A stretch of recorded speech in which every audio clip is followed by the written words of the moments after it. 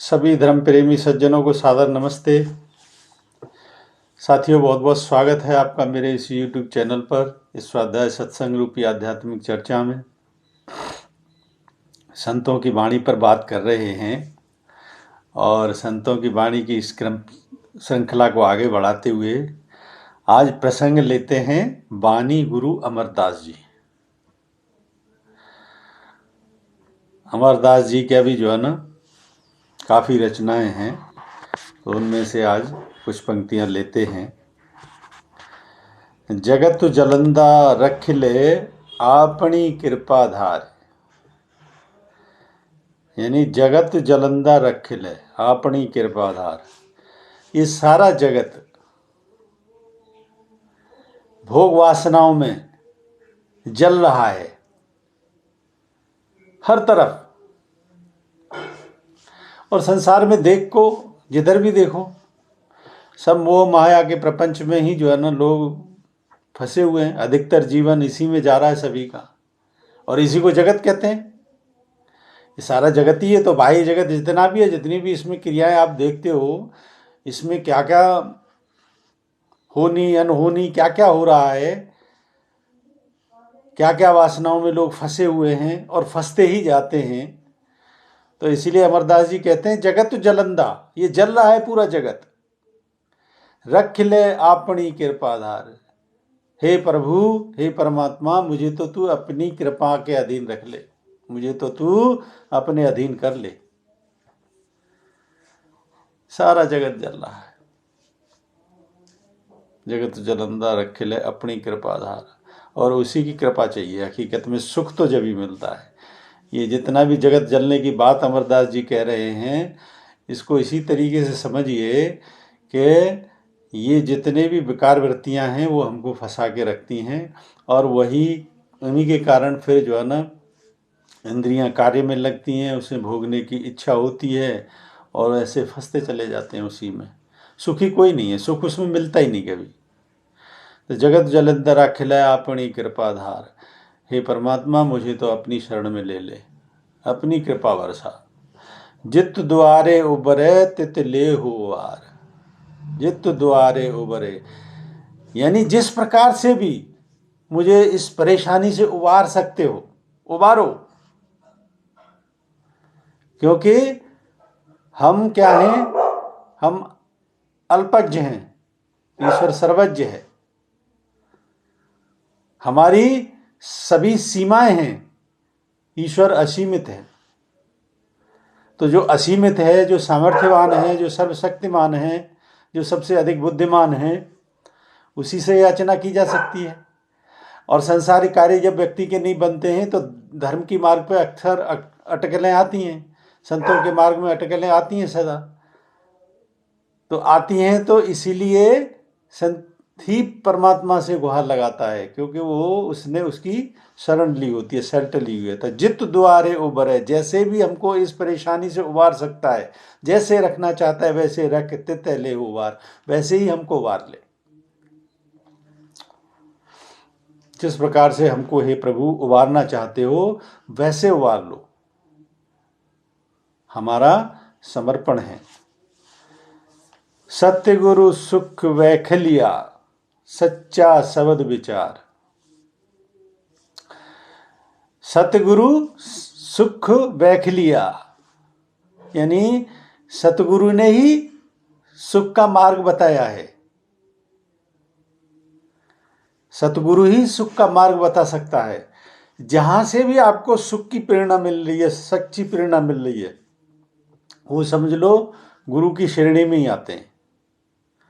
जैसे हमारे शास्त्र हैं, वेद तो जो है स्वयं ईश्वर की वाणी है, तो उनको अगर फॉलो करें, भगवत गीता स्वयं कृष्ण भगवान की वाणी है, तो ये सब गुरु की तरह ही मार्गदर्शन करते हैं। और जिन्होंने जान लिया है वो साक्षात स्वरूप में, शरीर स्वरूप में गुरु होते हैं, तो वो उस तरीके से मार्गदर्शन करते हैं। तो सच्चा सदगुरु ही सही मार्गदर्शन कर सकता है। तो इसलिए कहते हैं सतगुरु सुख वेख लिया, सतगुरु ने सुख को जान लिया है। सच्चा शब्द विचार होसी, उसने मुझे शब्द का विचार दिया है, शब्द रूपी ज्ञान दिया है। शब्दों में ही सारा ज्ञान छुपा हुआ है। बुरे शब्द, बुरी शैली, बुरे विचार आपको गलत मार्ग की ओर धकेलते हैं। अच्छे शब्द, हमारे शास्त्रों में जितने भी शब्द हैं इसमें भाव ही तो छुपा है। उस शब्दों में ज्ञान छुपा हुआ है, गूढ़ रहस्य छुपा हुआ है। ये किसी गुरु की प्रेरणा से मिलते हैं, किसी गुरु ने दिए हैं, बताए हैं, तो उनको हमको जब अमल में लाते हैं तो उन्हीं से हमारे अंतःकरण की शुद्धि होती है। वो सत ऊर्जा होती है, सत, इसमें परिवर्तन नहीं होता। बाह्य जगत की जितनी क्रियाएं हैं तो सब परिवर्तनशील है, आज ऐसा है कल वैसा है। लेकिन शब्द की जहां बात आती है, शब्द जैसे गुरु नानक देव ने कहा था, एक ओंकार सतनाम, यही है शब्द। परमात्मा के जो नाम हैं वो शब्द रूप ही हैं, और उन शब्दों का जब हम उच्चारण करते हैं, चिंतन मनन जब करते हैं, तो सत ऊर्जा जो है ना, क्या है, हमारे अंतःकरण से जितने भी जो है ना कुसंस्कार होते हैं सबको हटा देती है।